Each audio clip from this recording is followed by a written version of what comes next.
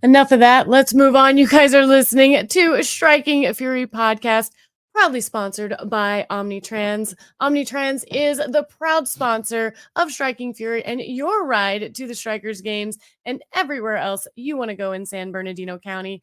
Omnitrans also offers free rides for students at local schools, supporting the next generation of soccer athletes and getting them to school, practice, and games for free. Visit omnitrans.org for more information and to plan your next ride. All right, everybody, welcome to another episode of Striking Fury. I am your host, Amanda the Panda Filament, back after a little bit of a hiatus, a little bit of break. We'll get back into that in just a moment. But of course, I am back with fine and a glass of wine, as I should be. I think I've stepped away from that, and I feel like we need to really bring that back. But let's go on and meet my co-host for all of these, of course, the one, the only, Christian Philly Philemon. What is up, my friend? I'm feeling Pepper. I got No. a little bit of Dr. Pepper. No. I might have cackled a little bit during the Omnitrans read, and not because she was doing an Omnitrans read, because she literally covered my entire face with the Omnitrans read, but yet we can still see her, which is why I cackled. It's something very, very not foreign to me. Let's put it that way. But yeah, welcome back, Panda. Somebody's finally gotten her beauty rest. You snoozed throughout the last podcast, but you've been working really hard, working hard in the hospital, getting ready for your mom to come into town, and of course, training for that LA marathon. So we'll let you off the hook, but only this time, and this time alone. Yeah, sorry. I just did not have the brain bandwidth or the physical capacity to give you all what you guys deserved. So I thought I'd let these two handle it. And by these two, I mean, of course, the man who puts a PhD in personality. The one, the only, the Dr. Jonathan Reimer. What's going on over there? Good evening, Philly. Good evening, Panda. Good evening to everyone tuning in across MASL land here on whatever platform it is you find us on, Facebook, wherever you may be. But it is a pleasure to be here with you tonight. I think first and foremost, Panda, we need to start by giving you a shout out. Philly started by giving you a little dig, maybe for not showing up to the last show, which is deserved.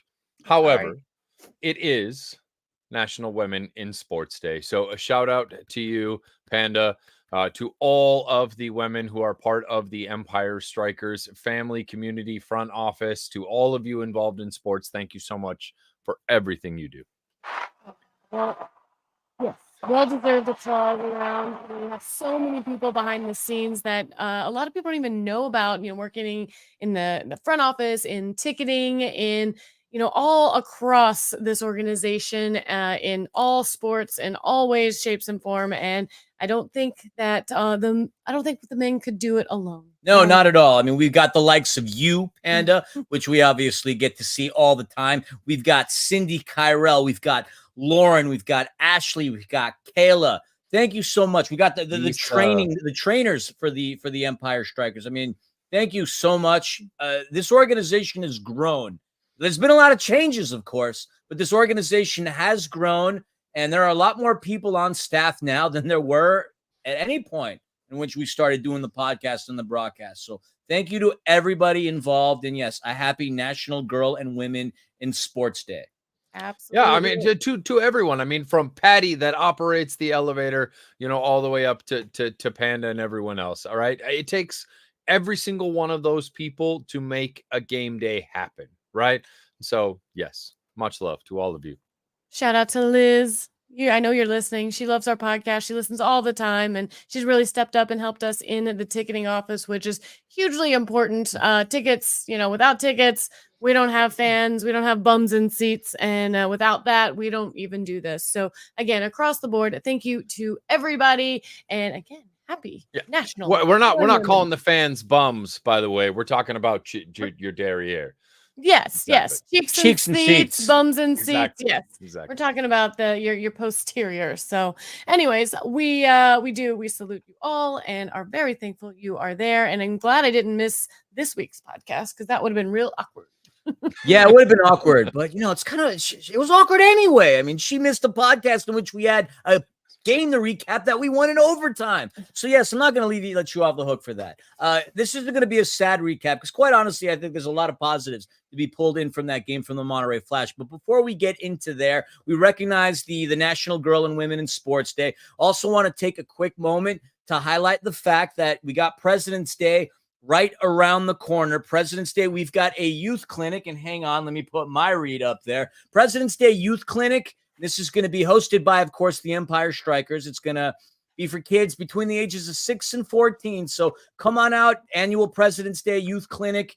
It's going to be awesome. If you're a beginner or an advanced player, this is going to be for you. Empire Strikers people are going to be there to help administer things and, of course, to sign autographs and do things afterwards. So check that out. If you have any questions about it, it's on the website, theempirestrikers.com, for more info. It'll tell you exactly where it's going to be at the Ralph Lewis Sports Complex, 9 to 11 a.m. on President's Day. And it's only $40 for the one-day clinic. So if you've got kids between the ages that we just specified, which, again, is 6 to 14, check it out, especially if you're free. If you behave like you're 14, can you sign up?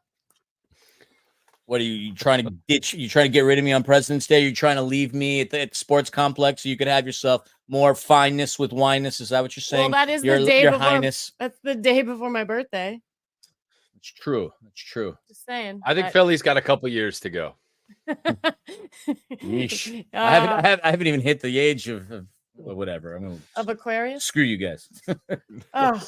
Anyways, yes. So join them out there. A lot of fun. I always enjoy doing the clinics. I know the guys really enjoy it. They all love teaching the youth, and hopefully we'll see those little youngsters on the turf one day. That would be amazing. But you know what? There's only one way to get there if you want to avoid all this flooding and all this rain and everything, don't you think? Yeah. You know what that is? I need the read. I'm back to it. I'm sorry. I got it right here. Of course, that was not as smooth a segue as you had intended it to be. I tried so hard. Dude, Panda set that up so perfectly. Oh like that was just the a read was on fastball the down opposite the side of middle. the screen. We're already. Like this started turning into an episode of Three's Company, by the way. We might be dating ourselves with this, but it's definitely Three's Company. Anyways, yes, if you need a ride to get to the clinic, Omnitrans is the proud sponsor of Striking Fury. Hey, that's this podcast. And your ride to Strikers games and everywhere else you want to go in the San Bernardino County. Omnitrans is now hiring bus operators, mechanics, and vehicle service workers. Earn great wages, get up to $1,000 sign-on bonus. Money, money, money. Must be funny in a rich man's world. Anyway, and you can get great benefits, including medical, dental, tuition reimbursement. Working for Omnitrans is more than just a job. It's a career. Visit omnitrans.org/mycareer and apply today. So look, Omnitrans might be driving the bus, but somebody who got thrown in front of that bus is a man that I want to talk about right now. By some Yahoo in the chat, started talking some smack about our boy, Marco Fabian. And I just want to point out, oh, by the way, that is your offensive player of the month. Hit the board. He's like a step slow tonight, guys. Just let me know. It's just but Marco Fabian has multiple points and goals in every single game he has played in for the Empire Strikers. Since arriving, he has adapted perfectly into being a midfield distributor. You see that in the assists that he's creating. You see that in the responsibilities given to him. Power plays, sixth attackers, big points in the game. You see the production out of him throughout the game, and especially when it matters, scoring golden goals. He is lighting up the net, and he is helping put MASL on the map. So let's get behind Marco because he's crushing it right now. Absolutely, he's crushing it. And I'm not going to address that chat because I think I did a good enough job on the broadcast. You know who I'm talking about. And by the way, thank you to all of you coming to my defense on that. I'll just let that one go for now. Anyways, Marco Fabian, your offensive player of the month. I thought you were going to pull up statistics. You're like looking on your phone for something. Oh, what's happening there? Well, I mean, we could pull up the statistics, but, he added to the statistics in this game. But even before we get into that, it was very, very cool. So there's this show on ESPN called Football Americas, and it's hosted by Sebi Salazar and Hercules Gomez. Now, two players and two pundits, well, one player and one pundit, now they're two pundits that, have a voice within this world. And they had Marco Fabian on their show, and the link for that is available on the Empire Striker show. They talked about Marco and why he came over to the indoor game, what was compelling about him. And of course, they talked about his time at Chivas de Guadalajara and a couple of other things. But if you watch that interview, you can really see the sincerity and the heartfelt remarks behind why he's here. He's having a really good time, and it shows. He's having such a successful season. Obviously, if it wasn't for him, the Strikers really even wouldn't be as much of a conversation right now. But Marco has added a lot of joy to his teammates. He's really happy, and hopefully we can start turning the ship around. But check that out. Football Americas, Sebi Salazar with Hercules Gomez interviewing Marco Fabian on the EmpireStrikers.com site. Good interview. Great interview. The information was clutch. He also touches on some of the big arrivals to El Tri, some things that are happening in Liga MX with Chivas de Guadalajara as well too. So it's an interview that touches not only on Marco's current MASL production, but also his thoughts on things that are going on around the world of football, which I thought were very fascinating. But if we're talking about Marco's MASL career, 10 games so far, 15 goals, 10 assists, 25 points, 2.5 points per game. I mean, sounds to me like he's acclimating to the league pretty well. Yeah, no kidding. I mean, they always say, this game's completely different to the outdoor world. And there are some that do struggle on making that transition. And he certainly is not one of those. He seems to have very well grasped the concept of this game. It just shows how high his football IQ is.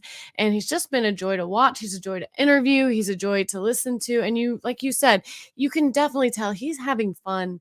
He's enjoying this. He does. He wants this team to win. And, I think we're on the precipice of seeing what this team can do. And I think we got flashes of that in the last couple games. And you know what? Let's get into that. I want to highlight flashes of that. I caught that, by the way. Just wanted to point that out. Not just a hat rack, my friend. But anyways, let's go ahead and segue into this game. You all know we were going up against the undefeated Monterrey Flash on Sunday, February the 4th at Toyota Arena. We knew it was going to be a powerhouse matchup. It was going to be a game, and honestly, we could have pulled out the win. It would have just sent some shockwaves, I think, through this league. And I don't know. Let's first thing I want to point out, I think we talk about this so much on a lot of these forums, and it's attendance in the league and what it's doing. And I just have to give a shout out to our community for showing up to this game. What was the what did they say attendance was for our game? 3,700, I believe. Yeah. So if you go on the MAS, like the results page on MASLsoccer.com, it said the attendance was 2,021. I can tell you for a fact that number is absolutely incorrect. There were 3,700 cheeks in seats that day. And I can't say that I've seen Toyota Arena with that many people since the USA-Mexico game in September. That was our best attended game of the regular season. So shout out to everybody that came out to that game. Shout out to everybody you brought, Reimer. Shout out to everybody you extended an invite to. Global Diplomatic in the house. Jonathan, you're very well versed on them. You could talk about Carlos Aguirre's project momentarily. But yeah, 3,700 people were at that game. And thankfully, they had something to cheer for because it started out rather rough. Then it got competitive. Then it sort of ended rather rough again. But 3,700 people, just to reiterate. Right. Yeah. Go ahead. I was just going to say this game was sort of a carbon inverse copy of what we've really seen from the Strikers throughout many of the home games, which is, a pretty solid first half where they're in the game, a third quarter where the wheels come completely off the bus, and then a fourth quarter where we managed to get back into a game by scrambling to get back in it. And this game was sort of polar opposite, right? It's 5-2 Monterrey at the half. I think they took a 2 or 3 goal lead early on. I think it was 3-0 before Strikers got on the board.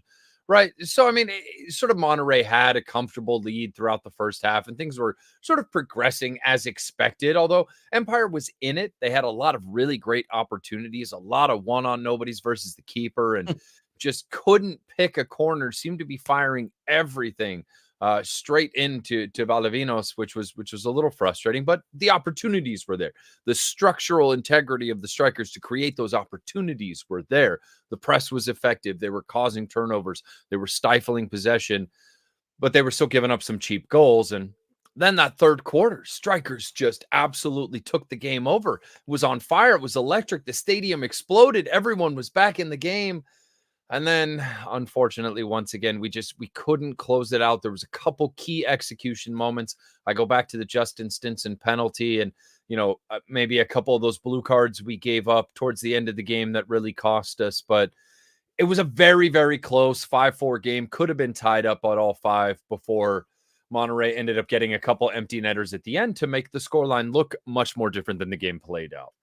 Yeah, absolutely. And one thing, you look at how the score progression was through that game, and you see Monterey coming out of the half feeling pretty comfortable with what they've done, knowing how the strikers perform in the second half. And I feel like I think they left their foot off the gas a little bit, and we took full advantage of that. And then I think you see them in that last quarter really like saying, "Oh crap, like we should probably turn our game back up a notch because this team, don't sleep on this team." And like you said, I mean, we've notoriously give up so many goals in that third quarter, and to not give up a goal and to actually put points on the board just shows a lot of growth that this team really has had. I mean, to be able to come out of the half down against a team that has having a record-breaking season, and to be able to shut them down and to manage to put points on the board at the same time, that's a testament to their belief in their own abilities. And I kind of wanted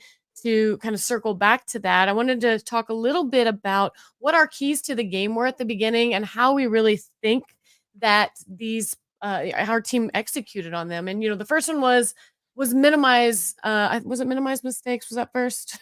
Sorry, that day was chaos, and my intro was all over the place, so I apologize if I can barely even remember what I even said, but I know one of them was minimize mistakes.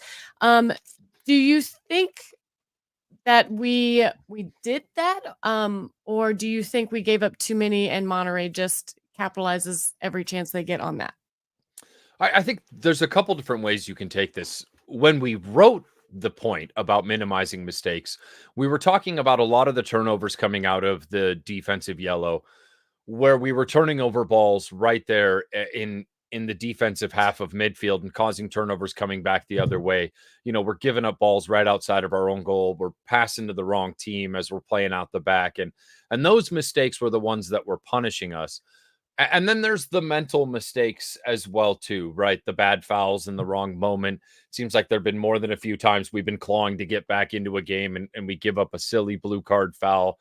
And Mo Aliwine had one in this game in the fourth as well, too. I think that really cost us. So minimizing, yes, the number went down. You don't play a team like the Flash as well as we played them if you're playing with a lot of mistakes. Unfortunately, the mistakes we made got pounced on. Yeah, no doubt. One thing I don't think was a mistake, and I'm going to go to Paul Wright and the coaching staff on this, something that I kind of realized was there was the time when Izzy was called for a blue card, I believe, in the first half. And he kept saying, like, show the card, show the card. He wanted a blue, or not show the card, throw the flag, throw the flag. He wanted to challenge that. And they didn't. And that really did save us somewhat in the end, because we were able to challenge something that did afford us a scoring opportunity in that of the Justin Stinson's penalty kick, correct? Yeah, the handball, keeper handball just outside the If box. we would have thrown that challenge early on, that would not have even been an opportunity that even came up. So, good on them for recognizing that, because so many times I see them throw the flag in that first half, and it's like, oh, like you're just like, oh, you never know. And in that moment, thankfully, it did turn out, because I don't think if they would have challenged that, they would have won it, to be honest, the first one. So the fact that they waited and they threw it and they earned that opportunity, I mean, like you said, had we converted that could have definitely changed a little bit of the outcome of the game. So anyways, talking about mistakes, that was definitely one that wasn't a mistake, I don't think. I think that was a good call on our coaching staff. I hate to call him out because everybody knows I love Stinger. I love Stinson. He's the fulcrum of this team, but his shootout, that's a disappointing moment. Now, look, he's earned it, and anyone saying that should be Marco Fabian's, moment, like he's 10 games into his MASL career, right? Justin Stinson is the cornerstone by which this franchise has been built around this team this year. It's his responsibility to take the shootouts. But look, I think Justin's got to be a little bit more creative in that moment. I think he just took one too many touches, got too close to the keeper, and then couldn't beat the keeper, and didn't have the wherewithal to do the Wallace Cora shootout, which is one of my favorites in that moment. But that was a big moment there. I think it was 6-4 because Flash had just doubled their lead and gone up. That had a chance to make it 6-5, and it's anybody's game at that point. Unfortunately, we can't get the shootout to go for our way, and then Monterey is able to kill the power play. And then, unfortunately, we put them on a power play, and that iced the game right there. It was a huge momentum moment, and that was, just another one of those little moments that kept us from getting a point or 3 at the end of the day. Anything over there? I'm sorry. I'm allowed to talk on the podcast? No, I was just chilling, enjoying y'all banter. I was just having my Dr. Pepper. Sorry. Y'all did the game recap. Already talked about the mistakes part. I'm good. Nothing more to add. What was the second point of our 3 point? We'll let Philly expand on that. Yeah, we were alluding to controlling. We're alluding to controlling the chaos, to shutting down Monterey and trying to throw them off the game. We talked about trying to limit their shot opportunities and their quality of shots as well. Do you want to expand on why that was such a key point and how you think we did on that? Did we fluster the Flash? I mean, that's a pretty darn good question, because coming right out of the gates, no, we absolutely did not fluster the Flash. And what was frustrating about the non-flustering of the Flash, how you like me now in my alliteration, this is a team that just came off of playing a couple of games ago in Tacoma, a game that was hard fought, 5-3, and they came out of the gates hot. Initially, no, there was no flustering of the Flash. But then just as, they moved to a very comfortable lead, we scored, we get one back, and then 2 minutes later they came through again. And you think going into the half, being in a commanding position that they were in, nothing was going to transpire, everything was going to go their way. But then the Strikers fought their way back into the game, inching and clawing, and as we know, a 4-goal lead is not a comfortable lead. Heck, a 5 or a 6-goal lead isn't a comfortable lead in this game. So yes, we absolutely started to fluster the Flash as we started compiling more goals on the boards. And obviously Stinson was a big part of that. Marco Fabian was a big part of that, getting on there. And I have to tip my hat off to the entire team and the coaching staff, because they could have easily just called it a day. The Monterey Flash are one, if not the best team in a major arena soccer league. And we made it competitive. We didn't keel over and die. We came back, and honestly, had it gone for how we minimized a few more mistakes, we might have been in a completely different position. So I would say we did fluster the Flash a little bit. One thing we did give up, and I have to allude to, into this game, the Flash were at best a 20% team converting on the power play.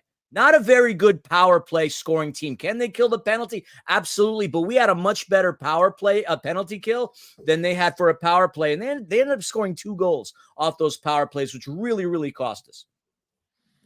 Yeah, especially that last one. That last one was the dagger for sure. We really felt the game was iced at that point. I think for sake of time, why don't we go ahead and move along, Panda, or do you want to do the third point? Well, yeah, I'll touch briefly on it. And I think the last one was we needed to believe. I think the Flash can definitely get into a lot of teams' heads and make them feel like, they are unbeatable.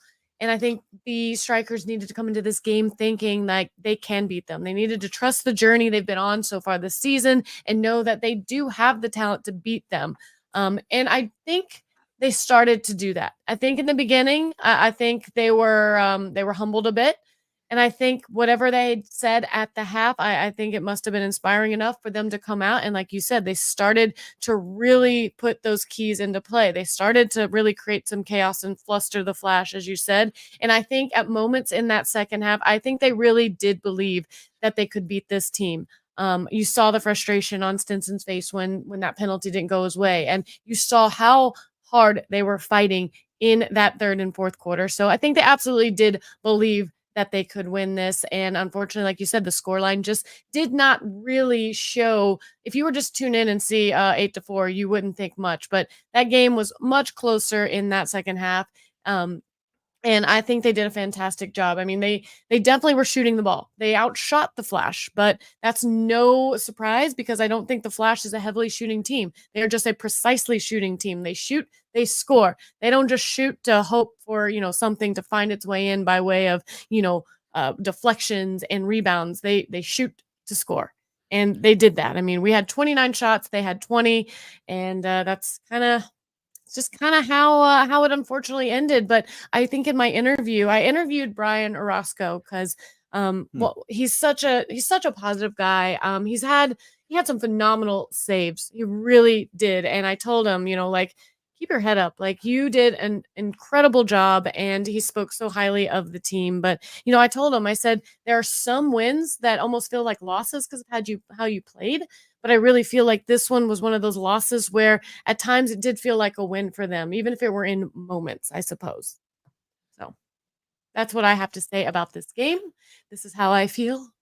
I'm sad they lost, but I do feel like they're growing. I think they are evolving. They are coming together in slow pieces. We saw, Claude Dielna back, getting, his feet under him as well. We still have players that are on the bench that could definitely make this game turn it around, make it different. Yeah, I want to address real quick what you mentioned about Brian Orozco, and then Scotty Fellows had a question in the chat I'd like to all of us take a stab at. But Brian Orozco getting his second straight start as a member of the Empire Strikers. This hadn't happened before. He hadn't gotten much playing time up to this point. And of course, he was rewarded for his amazing effort against the St. Louis Ambush. Getting himself a win in his first ever start was really good. And he had a lot of great saves in this game, keeping the Flash away from running away, essentially. And he did a really good job. And this young keeper's got a bright future. And same with Brandon Gomez, too. Up to this point, he carried the weight of the team, making a lot of saves as well. I think we've got two young keepers that are going to really grow into their position, into their role. Their responsibility are obviously going to come up bigger. And I have nothing but the utmost respect for both keepers, Brian Orozco and, of course, Brandon Gomez. Agreed. It's a killer 1-2 tandem to have. I mean, both of them have shown phenomenal shot stopping ability. I mean, unfortunately, they both had to face a very large number of shots this year, but just from the raw talent and building those little nuances of the game will come with time. But these are definitely two guys to build around. For sure. And one more moment that I wanted to highlight was after the game, you got a gift. I did. Did you even bring it? I just thought we were going to address the question. What? Scotty Fellows' question that I put up on the screen. Oh. Let's do that, and then I'll put on the hat. Yeah. Who can beat the that's a great question. I don't have the answer for that. Yeah, that's a darn good question, too. If there obviously it's not Chihuahua. Chihuahua can't beat the Flash. If there was a team that we thought could hammer them, it would be Chihuahua. But at this point, look, my money's going to be, I hate to say it, on San Diego. San Diego's a damn good team. Again, I know. They can absolutely take it to them again. And that could potentially, I don't want to say it is, but that could potentially be the Ron Newman Cup Finals, the Sockers and the Flash. And that would be a highly entertaining game, putting two teams against one another that are very good. And, you got a couple of players that are on Monterey that are former members of the San Diego Sockers, and that of Irvin Mojica and Boyo, who obviously put the nail in the coffin to us. He's done that time and time again. And Big Rojo. So it would be interesting seeing those two. I would have to say San Diego would be my best bet for beating Monterey. I think that's. I mean, look, Empire, went toe to toe with Monterey there up until the end. Tacoma took Monterey down to the very end as well too. I think the Wave forced them into an overtime game as well too.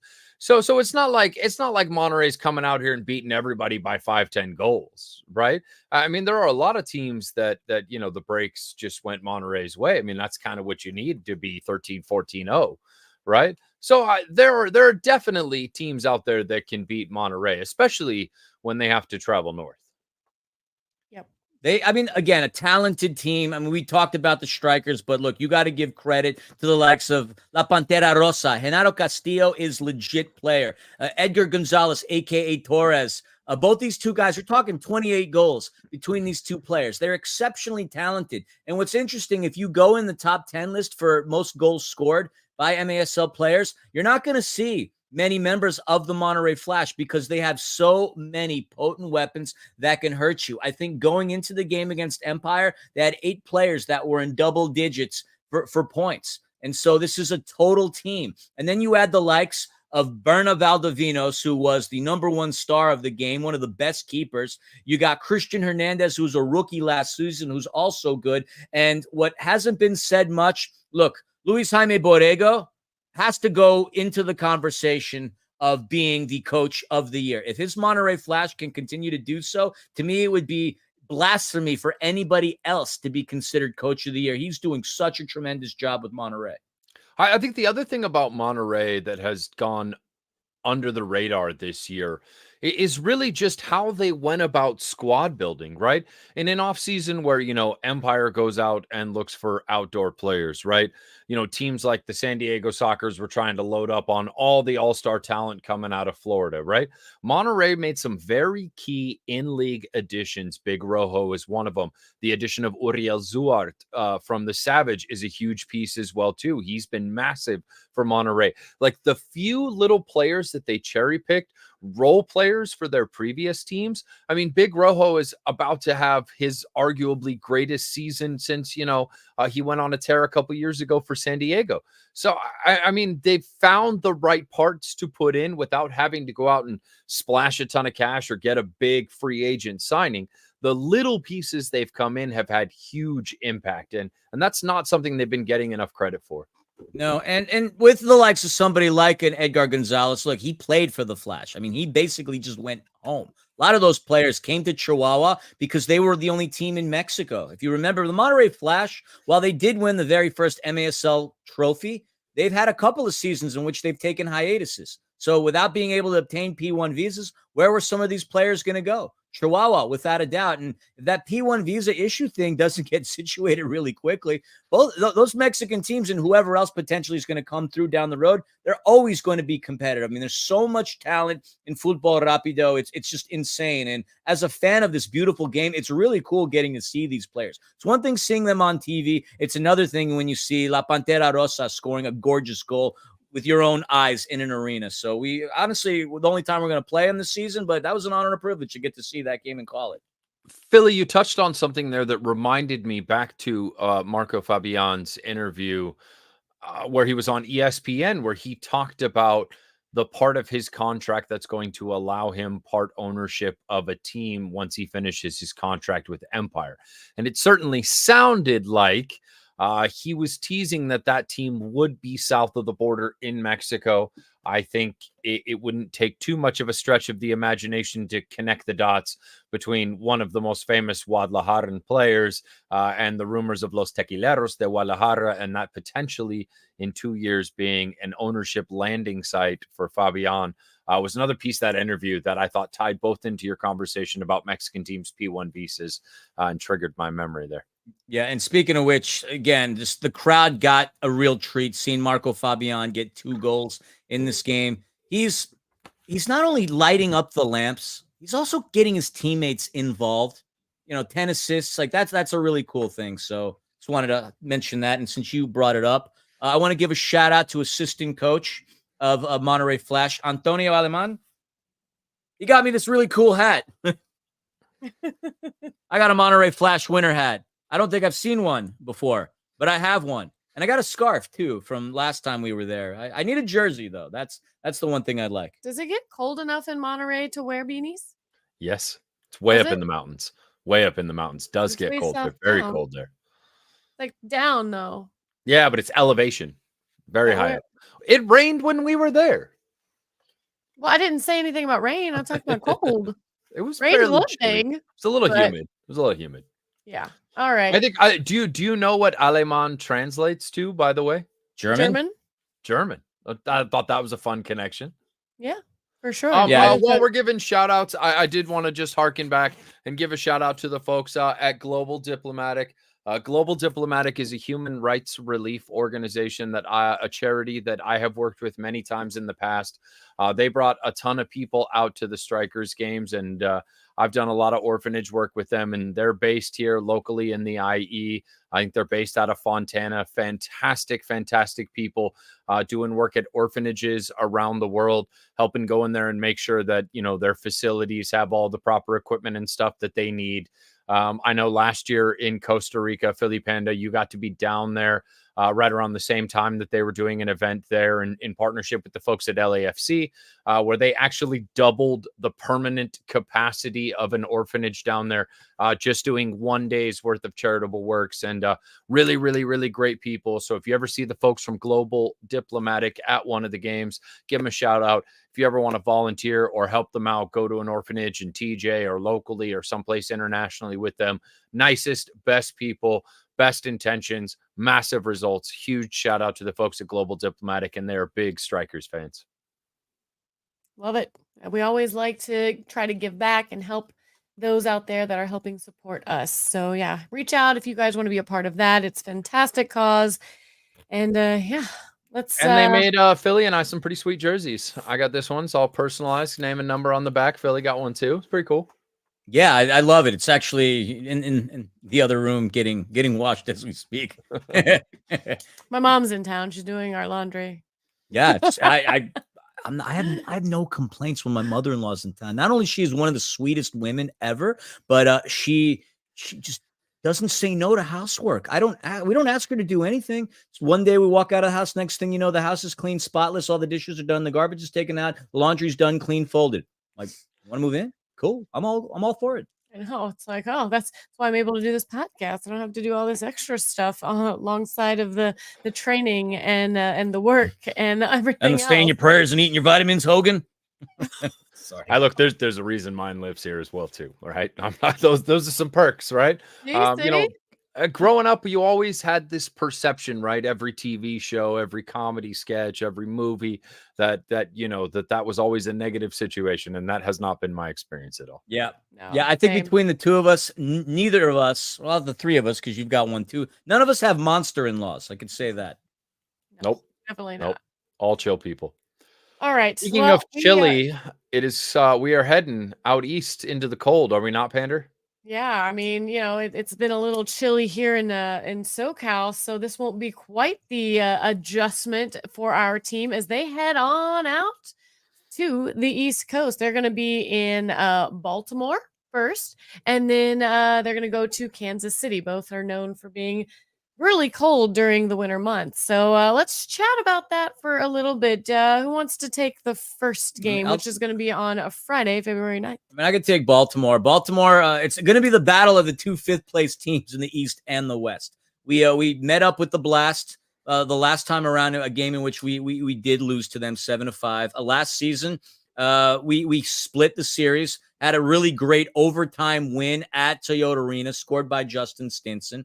But obviously, we're talking about a completely new team. Now, the Blast have had their fair share of struggles this season. We can't say that they haven't. This is a team that's been dominant throughout its entire history, one of the most successful franchises ever in the indoor game, but they've had a rough season. Their last outing was against Utica City FC, a game in which they dropped, I believe the score was 8-5.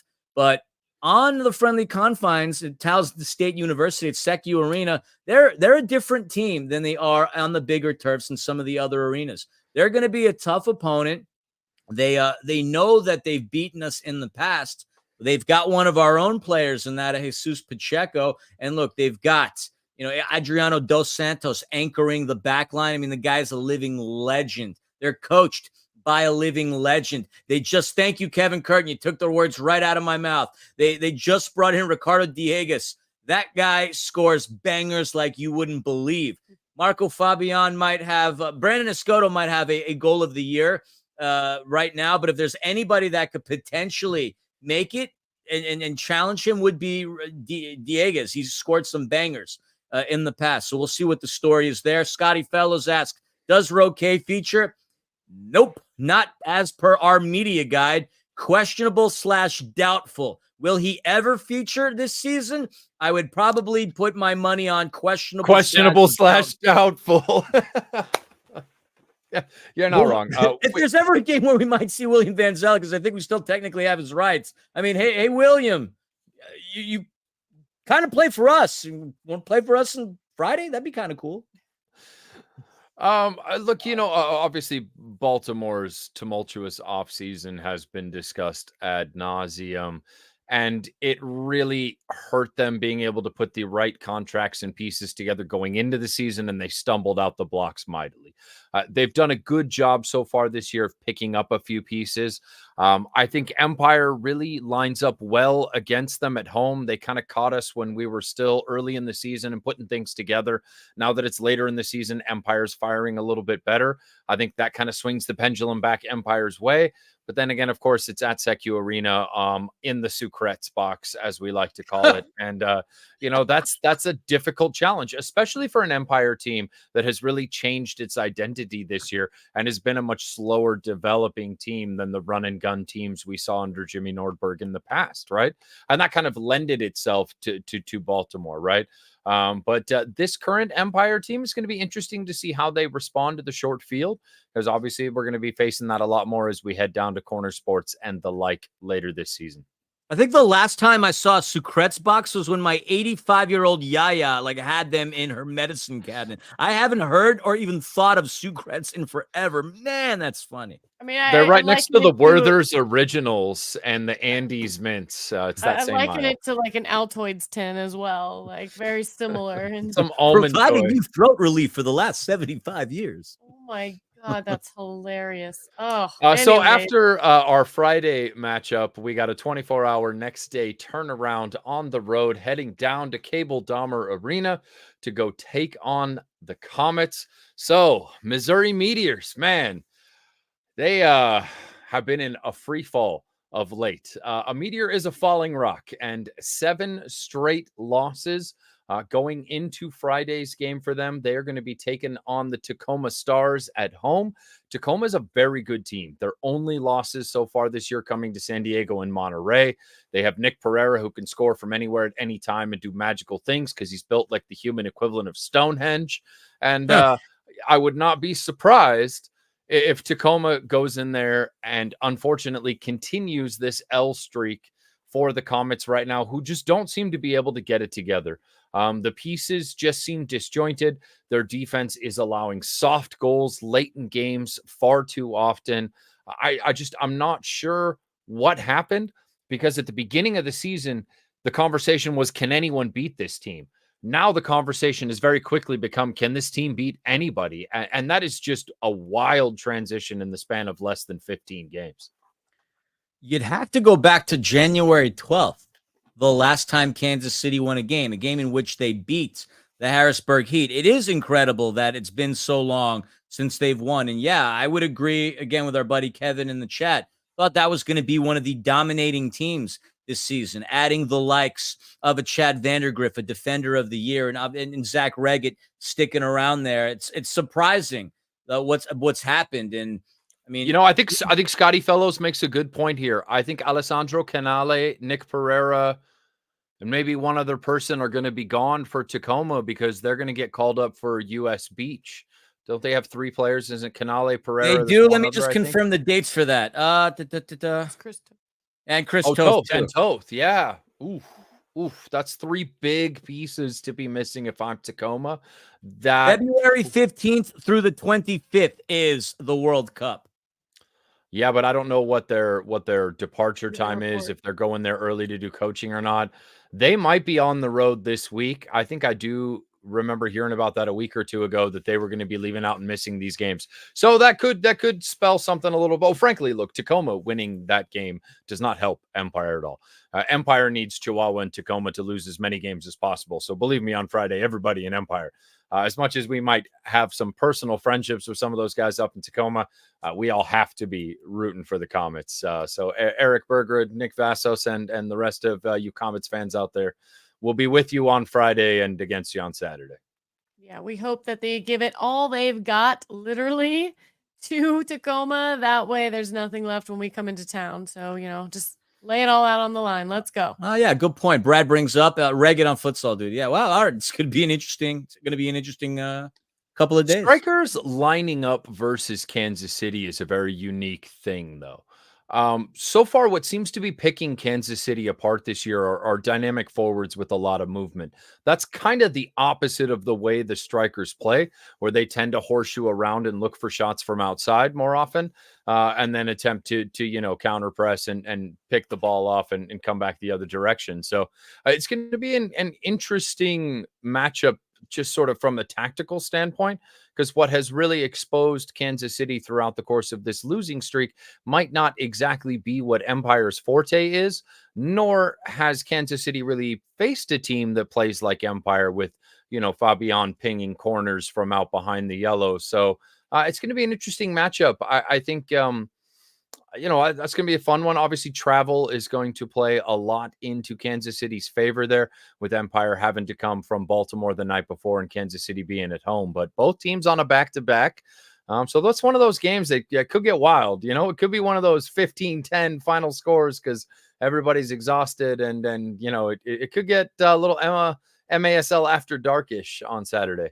What needs to happen, though, is Empire needs to pick up a couple of wins. Like, we're not mathematically excluded yet, but unless something massive turns around right now and we start to gain some ground, this is going to be a season that's going to end for us after the 24th game. There will be no postseason. What a great turnaround it would be to walk into hostile territory. Baltimore and Kansas City, two places that bring in amazing crowds and energy, obviously along with Milwaukee and Utica City and a few other places. I'm not leaving any all out for any reason, but if Empire could come out with two massive wins right here, I mean, yes, I'm trying to be optimistic and glass half full. I think it can happen because I do think the boys, after they competed against Monterey the way they did, I think that they feel that they can compete with anybody. We heard Steph talk about this early in the season, but I think from the top down, they're starting to believe in themselves. They've shown some flashes of brilliance, and they've also shown some,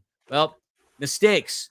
But man, I'm willing it into existence. Keep this receipt. If not, make fun of me next week. We walk out of this road trip with two big wins, 6 points, coming back to Toyota Arena where we take on the Sockers. A rebuild. Put that in your pipe and smoke it. A rebuild always has two phases. Like phase one, you rebuild the personnel. Phase two, you rebuild the identity of the team. Phase one is done. The Empire Strikers roster is about as complete as it'll be this season, right? So now we're into phase two, and from game to game, we should start to see noticeable differences. And I think we really have. Obviously, we're not to the top of the mountain yet. It would be absurd for us to stand here and say that. But from game to game, progression is certainly happening. There is obvious, noticeable eye test differences between the Strikers today and the Strikers of 2 months ago. And that is exactly what you expect to see at this stage of the build. Would we like it to have, been gangbusters and exploded straight out the gates? Of course we would. But given the progression that's taken place so far this season, I think lines up very well throughout the rest of this year and obviously going into next season. I agree with all of that. And if you guys want to do your own eye test on our team, you can do it on Friday, February 9th at 4:35 Pacific when they take on Baltimore in Baltimore. Another fun game that night, of course, is Stars and Comets. Tune in for that. And then Soccer's Chihuahua also on Friday. Yes. That's going to be a really, really good one. This means, by the way, once again, we have to root for San Diego in that game. Can we not talk about that? Can we just... Get your vuvuzelas out and root for San Diego. Tell you what you can do with your vuvuzuela. And then Saturday, like we said, at 4 o'clock, they're going to take off in the Comets in Kansas City. So make sure you guys all tune in to those matchups, cheer on the Strikers, because we need to come home with as many points as possible. And you know what? I believe. All right. Where's the towel? Whip out the towel. There you go. Cover the Ted Lasso on the Apple part. They don't pay us. There you go. We believe. So, all right, guys. Well, I would love it if Omnitrans came out with some Believe towels. But in the meantime, folks, Omnitrans is still the proud sponsor of Striking Fury and your ride to Strikers games and everywhere else you want to go in San Bernardino County. Omnitrans is now hiring bus operators, mechanic, and vehicle service workers. Earn great wages, get up to $1,000 in your sign-on bonus, and enjoy great benefits, including medical, dental, and tuition reimbursement. Working for Omnitrans is more than just a job. It's a career. Visit omnitrans.org/mycareer and apply today. Listen, after all of this rain that we've had in LA and all the new potholes that have sprung up, one, I encourage you to take any kind of public transportation. And two, you should probably become a vehicle service worker because there's going to be a lot of things that need fixing on all these vehicles because we don't know how to fix roads here. Oh, I just wanted to reference Elias Vasquez Jr.'s question. Is it possible to bring Empire Strikers to Chicago to play the Mustangs? I don't know, but check out the sweet Chicago Mustangs jersey. I just had to pull that one out of the closet. How dope is that? Drimer, I don't even know if I've showed you this thing. That thing is pretty sweet. Whose name is it? It's nobody's, but it's still pretty sweet. That is Oh, that's pretty sweet. pretty sweet. What I would think would need to happen in order for that to come to fruition is that the Mustangs would have to join the MASL. And raise your hand if you would love that. It was at one No, point. two of us would love that. I would love that. I would love to go to Chicago to see a game. I love Chicago. I think it's a fantastic city. It's close to home for me as well. So absolutely, that would be amazing. And I guess it's not in December or January. well, it is a winter sport. What do you expect? And November, April. December, January, February. Those are the coldest months. That's when we would play. So Yeah. you better put on your beanie and your jacket and suit up. Let's go. Philly, All if right. we go to Chicago, I'm just telling you right now, you and I are dressing up like the Blues Brothers. I mean, that's how do you think I was gonna? What do you think I was gonna wear on the airplane? It's more I like mean- Blue's Clues. I mean, with the briefcase and like we'll just have to have like a couple corn dogs inside it or something. But we'll have to have the handcuffed briefcase and rent ourselves what was the car? It was like a black. Oh, it was a police car, right? Yeah. They had like the old decommissioned police car. Yeah. We're gonna have to go all out for this one. Get some deep dish. Ooh, I love deep dish. It's not as good as New York pizza. I'm not saying it's as good as New York pizza. I'm sorry, Philly, for even bringing it up, but deep dish can be tasty in its own way. Can we just accept that? The only place I've ever hated pizza was New Orleans. I had the worst slice of pizza in my life in New Orleans. I took 2 bites out of this one. It was right by the Hotel St. Marie. I'll never forget, right on the corner. 2 bites, and I'm like, this is trash, and I threw it out. You know me. I'm a freaking Ninja Turtle when it comes to pizza. That was bad. The only place I've ever had really, really bad pizza.